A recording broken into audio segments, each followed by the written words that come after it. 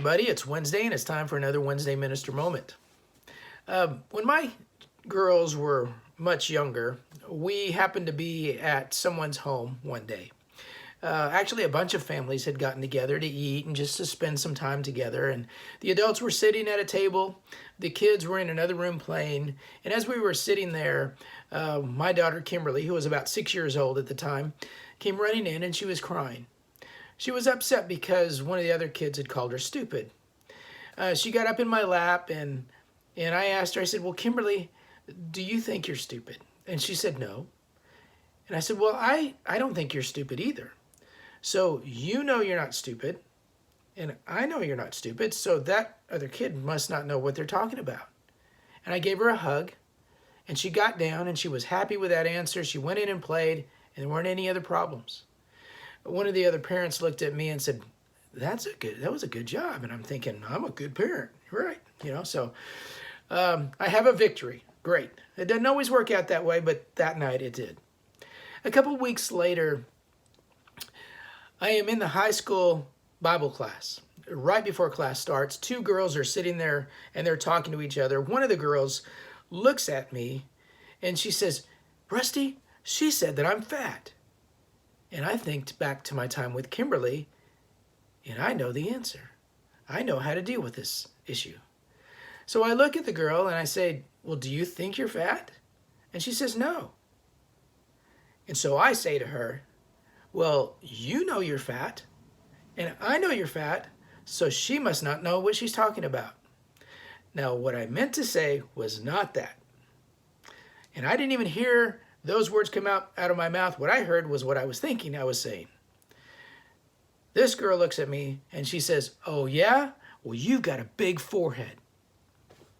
And she's right. My hair's receding. It is. It's been doing that for a long time.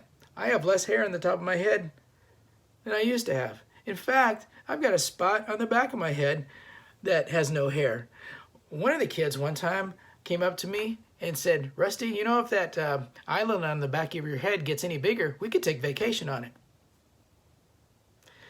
And as you lose hair, sometimes you have to deal with jokes like that.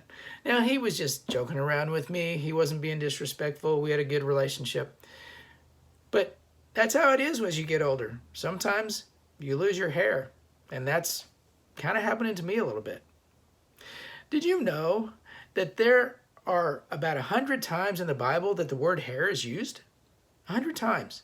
And in all of those situations, it talks about all kinds of situations with hair. There's goat's hair, and there's camel's hair, and there's people who have long hair, people who get their hair cut, people who wash other people's feet with their hair, and other examples that go on. But there's a time in Matthew chapter 10 that Jesus refers to hair. Now, to give you the context of that passage, what Jesus is doing is he has his 12 disciples together and he's getting ready to send them out into the communities, into the villages, and he wants them to go with this message: the kingdom of heaven is at hand. And as he sends them out, he tells them what they should and shouldn't take with them, and he warns them that it's not going to be easy, that there are going to be people who hate them, that there are going to be people who want to hurt them, who actually want to kill them. But he encourages the disciples to say, not be afraid, to tell them not to be afraid of that. In verses 28 through 31 of chapter 10, he says this: do not be afraid of those who kill the body, but cannot kill the soul. Rather be afraid of the one who can destroy both soul and body in hell. Are not 2 sparrows sold for a penny? And yet not one of them will fall to the ground apart from the will of your Father. And even the very hairs of your head are numbered. So don't be afraid. You're worth more than many sparrows. What Jesus was telling his disciples is that, you know what? They might be able to hurt you. But don't be afraid, because I'm with you. I care for you. Listen, I care for the sparrows. And you're worth a whole lot more than those sparrows are to me. You are worth a lot more than you might think. And you're loved a lot more than you might think. The reality is that God sent his Son into this world so that he could die for you and me. Because this world's messed up.